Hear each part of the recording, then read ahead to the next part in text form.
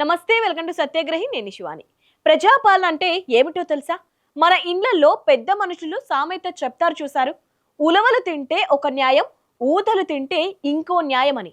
ఇప్పుడు మన తెలంగాణ కాంగ్రెస్ ప్రభుత్వంలో సరిగ్గా ఇదే నడుస్తోంది. సాక్షాత్తు అధికార పార్టీకి చెందిన ఒక సీనియర్ ఎమ్మెల్యే, అయ్యా మన ప్రభుత్వం వడ్లు కొనడంలో ఫెయిల్ అయ్యింది, రైతులకు నేను క్షమాపణ చెప్తున్నా అంటే ఇది ప్రజాస్వామ్యం స్వేచ్ఛ. అదే మాట రోడ్డు మీద బస్సు ఆపి ధర్నా చేస్తున్న మంత్రి గారిని చూసి ఒక పేద ఆర్టీసీ డ్రైవర్, సార్ ముందు వడ్లు మక్కలు కొనండి సార్ అంటే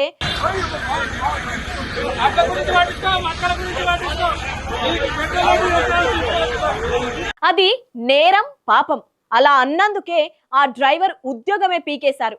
ఏంది సార్ ఈ విచిత్రం? ఇదేనా ప్రజాపాలన? ఇదేనా ఇందిరమ్మ రాజ్యం? ముందుగా మనం కాంగ్రెస్ పార్టీ గొప్పతనం గురించి మాట్లాడుకోవాలి. ఎందుకంటే దేశంలో ఏ పార్టీలో లేనంత స్వేచ్ఛ ఒక్క కాంగ్రెస్ లోనే కనిపిస్తోంది. మిగతా పార్టీలలో అయితే బాస్ ఏం చెప్తే అది వేదం. జర అటు ఇటు మాట్లాడితే పార్టీలోంచి అవుట్. కానీ హస్తం పార్టీ రూటే సపరేట్. ఇక్కడ విపక్షం వాళ్ళు వచ్చి తప్పులు ఎత్తి చూపించాల్సిన అవసరమే లేదు. ఎందుకంటే సొంత పార్టీ నేతలే ప్రెస్ మీట్లు పెట్టి మరీ మా ప్రభుత్వంలో ఈ అక్రమం జరిగింది, ఆ తప్పు జరిగింది అని లీకులు ఇచ్చుకుంటారు. ఇప్పుడు మన తెలంగాణలో కూడా అదే సీన్ రిపీట్ అవుతోంది. ముఖ్యంగా మన మునుగోడు ఎమ్మెల్యే కోమటిరెడ్డి రాజగోపాల్ రెడ్డి ఉన్నారు చూడండి. ఆయన రూటే సపరేటు. ఉన్నది ఉన్నట్టు గుండె పగిలిపోయేలా మాట్లాడటంలో ఆయనకు ఆయనే సాటి. కాంగ్రెస్ అధికారంలోకి వచ్చినప్పటి నుంచి ఆయన ఓపెన్ గానే చెప్తున్నారు, నేను మంత్రి పదవి కోసమే పార్టీలో చేరానని. అడిగితే తప్పేముంది అంటారు ఆయన. ఇటు సీఎం రేవంత్ రెడ్డికి, అటు పార్టీ హైకమాండ్ కు డైరెక్ట్ గా తన అసంతృప్తిని చూపిస్తూ వస్తున్నారు. అయినా సరే ఆయన ఎమ్మెల్యేగా కొనసాగుతున్నారు. ఎందుకంటే అది కాంగ్రెస్ మార్క్ ఫ్రీడమ్. అయితే ఈ మధ్య IPL 2026 హడావిడిలో ఉన్నా సరే తెలంగాణలో ధాన్యం కొనుగోలు సరిగ్గా జరగట్లేదనే చర్చ గట్టిగా నడుస్తోంది. రైతులు ఐలయ్యలు, మల్లయ్యలు కొనుగోలు కేంద్రాల్లో వడ్ల కుప్పల మీద పగలు రాత్రి కాపల కాస్తూ అల్లాడిపోతున్నారు. సాధారణంగా అధికార పార్టీ ఎమ్మెల్యేలు ఏం చేస్తారు? స్టేడియంలో మ్యాచ్ సూపర్ గా సాగుతుంది, మా పాలన కూడా అద్భుతంగా ఉంది, అంతా సవ్యంగానే ఉంది, ప్రతిపక్షాలే కావాలని రాధాంతం చేస్తున్నాయని కలరింగిస్తారు. కానీ మన రాజగోపాల్ రెడ్డి అలా బుకాయించలేదు. ఆయన గ్రౌండ్ రియాలిటీని ఒప్పుకున్నారు. ధాన్యం కొనుగోళ్లలో ప్రభుత్వ వైఫల్యాన్ని అంగీకరిస్తూ సాక్షాత్తు రైతాంగానికి బహిరంగంగానే క్షమాపణలు చెప్పారు. అంతేకాదు రైతుల కోసం ప్రతిపక్షాలు చేస్తున్న పోరాటాలను కూడా మేము స్వాగతిస్తున్నామని స్టేట్మెంట్ ఇచ్చారు. బాబోయ్, సొంత పార్టీ ఎమ్మెల్యేలనే తమ ప్రభుత్వం ఫెయిల్ అయిందని ఒప్పుకుంటే ఏ ప్రభుత్వానికైనా జరంత నామోయిష్గా అనిపించాలి కదా.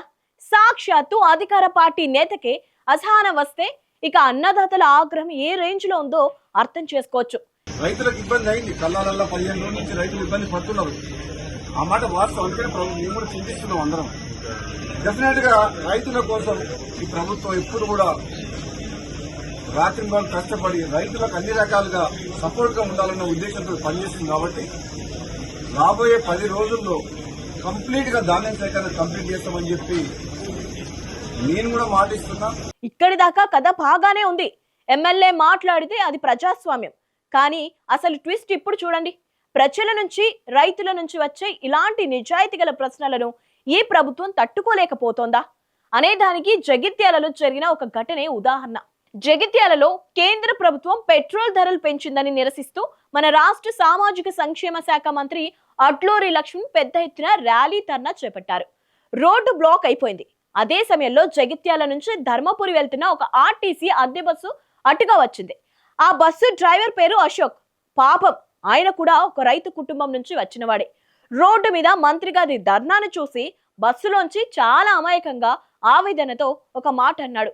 సార్, ముందుగా రైతుల దగ్గర ధాన్యం మక్కలు కొనండి మహాప్రభు అని వ్యాఖ్యానించాడు.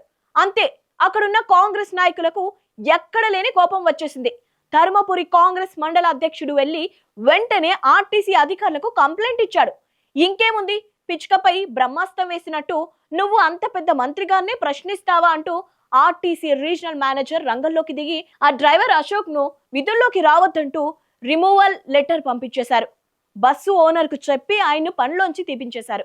శాంతి భద్రతకు విఘాతం కలిగించాడట. ఒక సామాన్య డ్రైవర్ రైతుల బాధను చెప్తే ఉద్యోగం ఊడిపోయింది. ఇక్కడ అసలైన కామెడీ ఏంటో గమనించారా?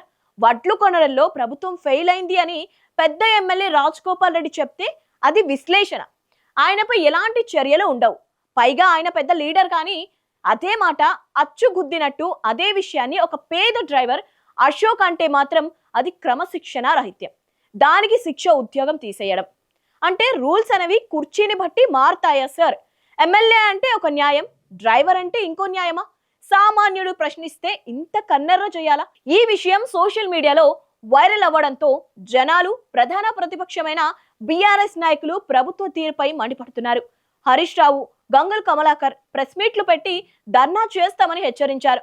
దాంతో తప్పు తెలుసుకున్న రవాణా మంత్రి పొన్నం ప్రభాకర్ లబోదిబోమంటూ రంగంలోకి దిగి, అయ్యా ఆయన్ను ఉద్యోగం నుంచి తీసేయలేదు, జస్ట్ 2 రోజులు పక్కన పెట్టాం, మళ్ళీ విధుల్లోకి తీసుకుంటామని కవర్ చేయాల్సి వచ్చింది. మా అక్కడ స్థానిక అధికారి తొందరపడి ఎవరో చెప్పినారనే దాని మీద తొందరపడి దాన్ని తొలగించమని లేఖ రాసింది. యాజమాన్యానికి సూచన చేయడం జరిగింది. అక్కడ డిపో మేనేజర్ అక్కడ నుంచి బదిలీ చేయమని కూడా ఆదేశాలు ఇచ్చినాం. అంతా అయిపోయాక డ్యామేజ్ కంట్రోల్ అన్నమాట.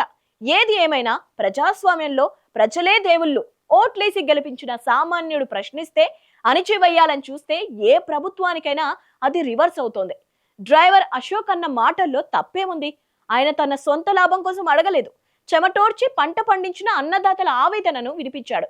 ఇప్పటికైనా ప్రభుత్వం ఇలాంటి చిన్న చిన్న విషయాలపై కక్ష సాధింపులు పక్కన పెట్టి ఎమ్మెల్యే రాజగోపాల్ రెడ్డి చెప్పినట్టు, డ్రైవర్ అశోక్ కోరినట్టు వెంటనే ధాన్యం మక్కల కొనుగోలను వేగవంతం చేసి రైతులకు అండగా నిలవాలి. మరి ఎమ్మెల్యేకి ఒక న్యాయం, డ్రైవర్ కి ఒక న్యాయం చేస్తున్న ఈ పొలిటికల్ సిస్టమ్ పై మీ అభిప్రాయం ఏంటి? డ్రైవర్ అశోక్ మాట్లాడింది కరెక్టా కాదా? కింద కామెంట్ సెక్షన్ లో మీ అభిప్రాయం తెలియచేయండి. ఈ వీడియో మీకు నచ్చినట్టయితే లైక్ చేయండి, షేర్ చేయండి. ఇలాంటి పొలిటికల్ అప్డేట్స్ కోసం మా ఛానల్ ఇప్పుడే సబ్స్క్రైబ్ చేసుకోండి.